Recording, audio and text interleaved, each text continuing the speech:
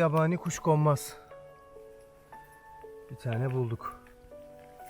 Bu şekilde yeni taze sürgünleri bunun yeniyor. Yanında şöyle çalısı var. Bunu gördüğünüz zaman etrafına bakabilirsiniz. Oralarda kuşkonmaz olabilir.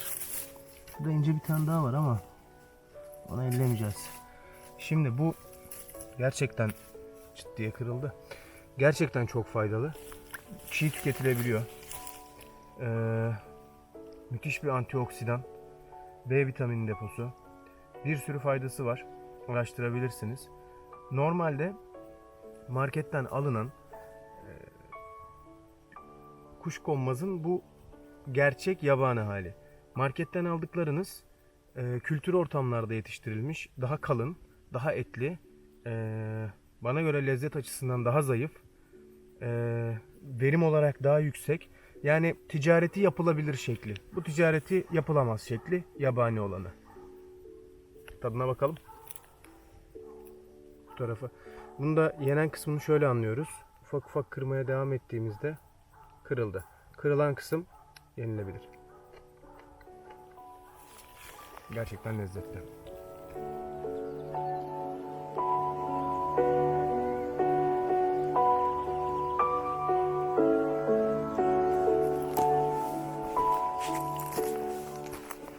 Tam bir kamuflaj ustası. Yani bakar mısınız? Yürürken şunu fark etmeniz gerekiyor.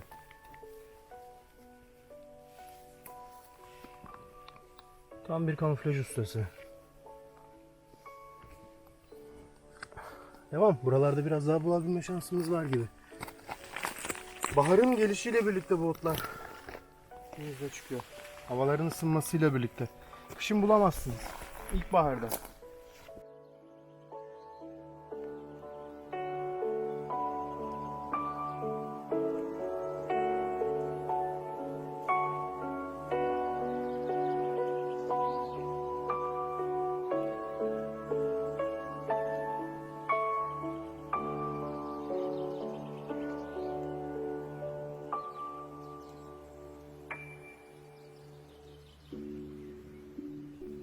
Çok güzel bir sarmaşık bulduk. Bakalım nereden taze. Buradan aldık. Evet, bu acı ot diye de geçiyor. Sarmaşık da deniyor.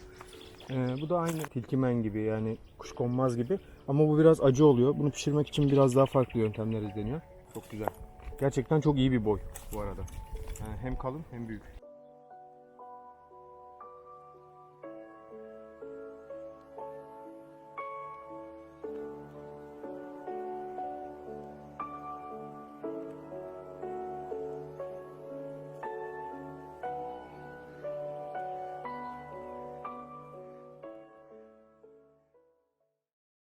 Topladığımız kuşkonmazları, diğer adıyla yabani kuşkonmazları, diğer adıyla tilkimenleri, tilkişenleri, kemedikeni deniyor. Bir şekilde pişirebileceğiz. Bulmak için çok uğraştık. 3 gün farklı yerlerde aradık. Bunun sebebi şöyleydi. İlk gittiğimiz yerlerde bulduklarımız şöyle ince ve güçsüz dallardı.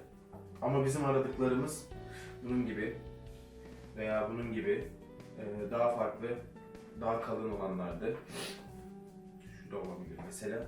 Şimdi elimizde bir bağ istediğimiz şekilde yabani kuşkonmazımız var. Diğer adıyla tilkimenimiz var. Ne yapacağız? Bir İtalyan yemeği yapacağız. Yabani kuşkonmazdan kuşkonmazlı risotto yapacağız. Malzemelerimiz sarımsak, soğan, 150 gram kadar pirincimiz var. Tereyağı kullanacağız. Aynı zamanda köy tavuğu haşladık. Onun suyundan faydalanacağız. Parmesan peynirimiz var. Bence başlayabiliriz yapmaya. Şimdi öncelikle kuşkonmazın nasıl ayıklandığını göstermek istiyorum. Bitkinin biz aslında filizlerini alıyoruz ve kırdığımızda elimizde rahatça kırılan kısma kadar alıyoruz. Bakın, zaten yenmeyecek olan kısmı kırılmıyor. Bu kısmı kullanılmayacak. Tekrar diğerine geçiyorum. Bir bağ kuşkonmazımızı ayıkladık. Şimdi tarife geçeceğiz. Biz burada, yani bu risotto ilk yapıldığında endüstriyel bir kuşkonmaz üretimi olmadığına göre bu şekilde yabani kuşkonmazda yapılmıştı. Biz de tarifi yabani kuşkonmazda yapacağız. Asıl lezzetini şimdi hep beraber yorumlayacağız. Gerçekten samimi şekilde nasıl olduğunu size anlatacağım. Ve güzel olacağını da biliyorum. Yarım soğan kullanacağız.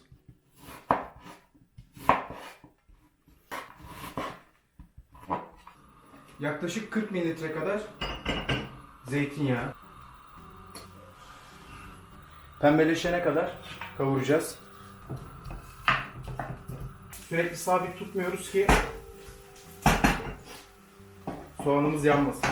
Bu noktada şeffaflaştılar birazcık ve artık pirinci ekleyeceğim. Pirinci ekliyorum yanmadan. 150 gram kadar pirinç var burada. Yarım soğanın üzerine ekledim.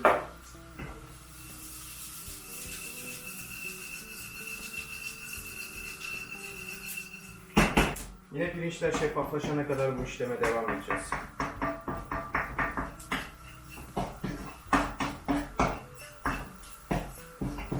Altını çiziyorum. Yüksek ateş ama sürekli karıştırmak.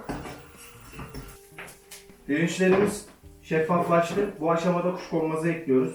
Bizim tarifimizde kuşkonmaz haşlanmıyor. Başka tariflerde haşlanıldığını gördüm. Ama haşlamaya gerek yok. Zaten yabani kuşkonmaz yeterince ince ve tam istediğimiz kıvamda pişecek.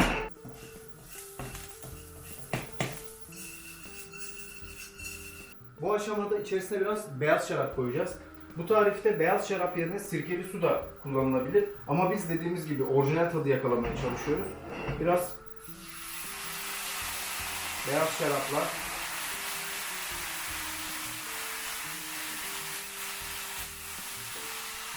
burada şarabın ne olduğunu çok önemi yok.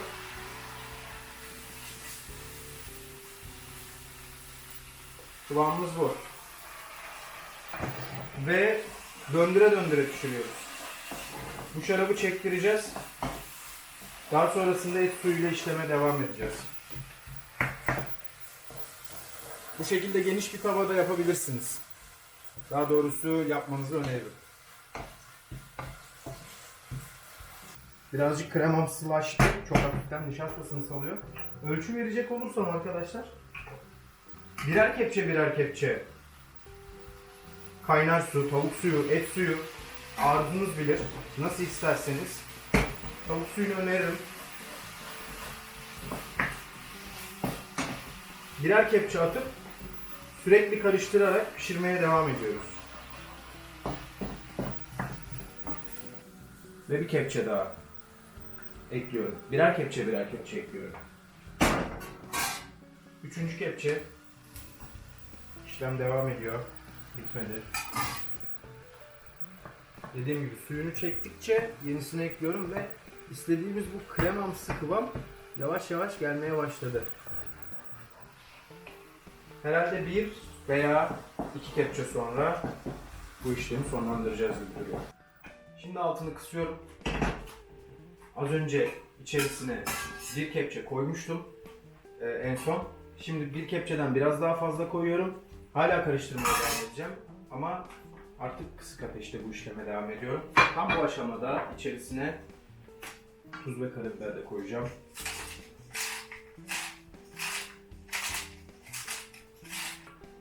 Ve biraz karabiber.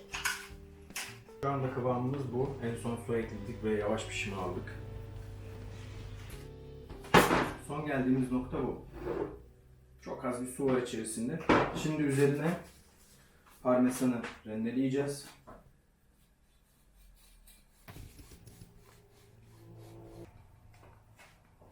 Ve tereyağını ekliyoruz. Tekrar kısık ateşe alacağım. Tekrar kısık ateşe alıyorum. Bir kere karıştıracağım.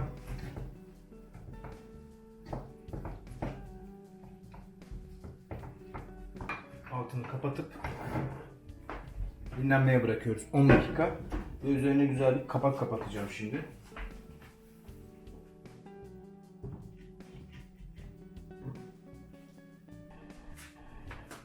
Evet, servis aşamasına geçebiliriz. Güzel kokular yayılıyor.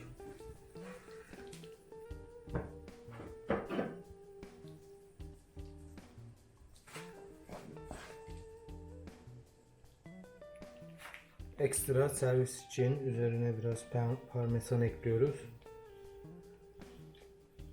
Lezzetlendirme veya baharatlandırma gibi düşünebiliriz.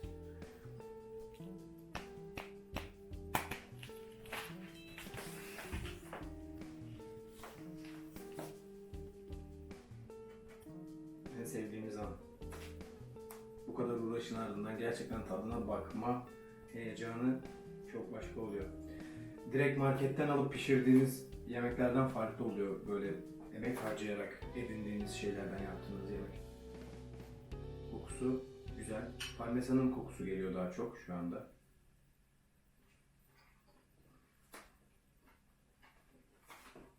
Yabani kuşkonmazın ağzınızı burkan aromayla birlikte parmesanın ve tavuk suyunun aroması geliyor.